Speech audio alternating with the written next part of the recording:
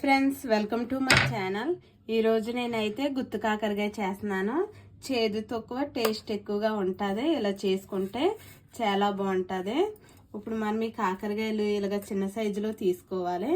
తీసుకుని పైన మనం చెక్కుకోవాలి.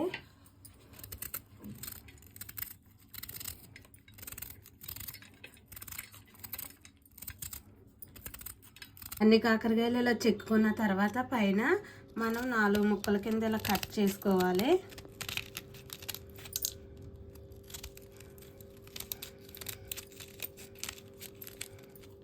ఇలాగ ఈ విధంగా కట్ చేసుకోవాలి. అన్నీ ఇలా కట్ చేసుకున్న తర్వాత ఒక హాఫ్ స్పూన్ సాల్ట్ వేసుకొని ఒక హాఫ్ స్పూన్ పసుపు వేసుకోవాలి.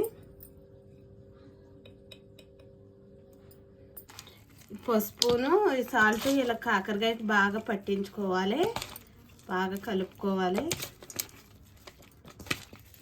ఇలా కలుపుకొని కాకరకాయలకి 10 నిమిషాలు పక్కన పెట్టుకోవాలి మూత పెట్టుకుని. ఇప్పుడు మనము కాకరకాయలు పక్కన పెట్టుకున్నాం కదా. ఇప్పుడు మనము వెల్లుల్లి కారం రెడీ చేసుకుంటాకే 2 స్పూన్లు పల్లీలు తీసుకున్నాను, 2 స్పూన్లు ఎండు కొబ్బరి తీసుకున్నాను, 1 స్పూను నువ్వులు తీసుకున్నాను, 2 స్పూన్లు ధనియాలు, 1 స్పూన్ జీలకర్ర, కొన్ని మనకి కారానికి తగ్గట్టు స్పైసీనెస్ని బట్టి ఎండుమిరగాయలు, వెల్లుల్లిపాయలు తీసుకోవాలి. స్టవ్ వెలిగించుకుని కడాయి పెట్టి 2 స్పూన్లు పల్లీలు వేపుకోవాలి.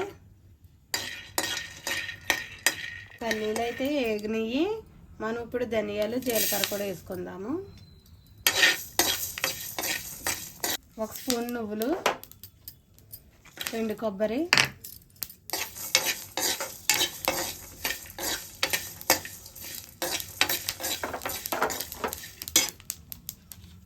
ఎండుమిర్చి కూడా వేసుకోవాలి.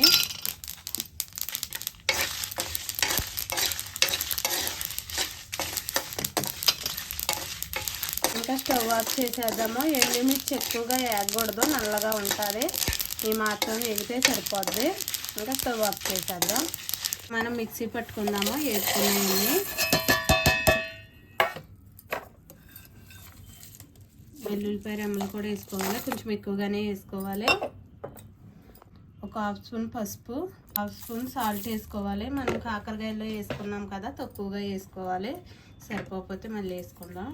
మిక్సీ పట్టుకుందాం. ఇలాగ బరకగా మిక్సీ పట్టుకోవాలి.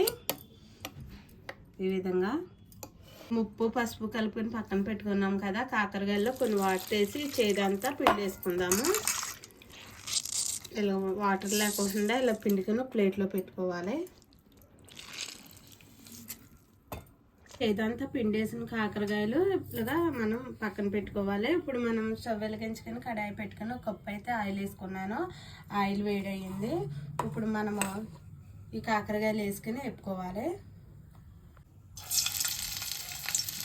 ఇలా వేసుకొని వేపుకుందాము.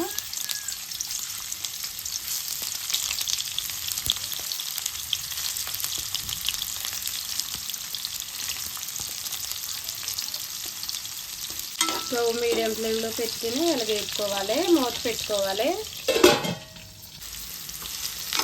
ఇలా వేపుకోవాలి. ఇంకా ఫ్రై అవ్వాలి ఈ కాకరకాయలు. నేనైతే గింజలు ఉంచేసాను. గింజలే టేస్ట్గా ఉంటాయి. చాలామంది గింజలు తీసేస్తారు. చక్కగా ఫ్రై అయిపోయి మనము వెల్లుల్లి కారం వేసుకుందాము. మిక్సీ పట్టుకున్నాం కదా, ఇది వేసుకోవాలి పొడి.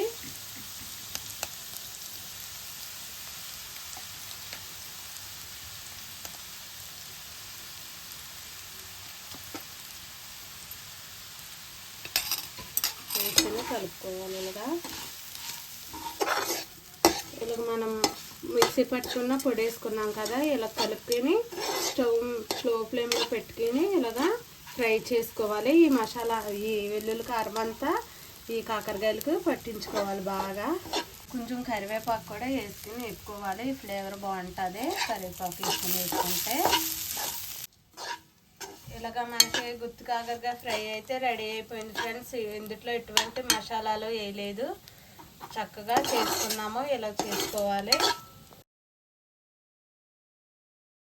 గుత్తి కాకరకాయ అయితే ఇలా చేసుకోవచ్చు ఫ్రెండ్స్. ఇది ఆరోగ్యానికి కాకరకాయ చాలా మంచిది. చాలామంది చేదుగా ఉంటుంది అని తినరు. ఇలా ట్రై చేయండి, చాలా బాగుంటుంది. పప్పులోకి రసంలో కూడా బాగుంటుంది. ఉత్తిది కలుపుకొని తిన్నా మనకి చక్కగా టేస్ట్గా ఉంటుంది. మీకు నచ్చితే ట్రై చేయండి ఫ్రెండ్స్. నచ్చితే లైక్ చేయండి, షేర్ చేయండి, సబ్స్క్రైబ్ చేయండి. Bye friends.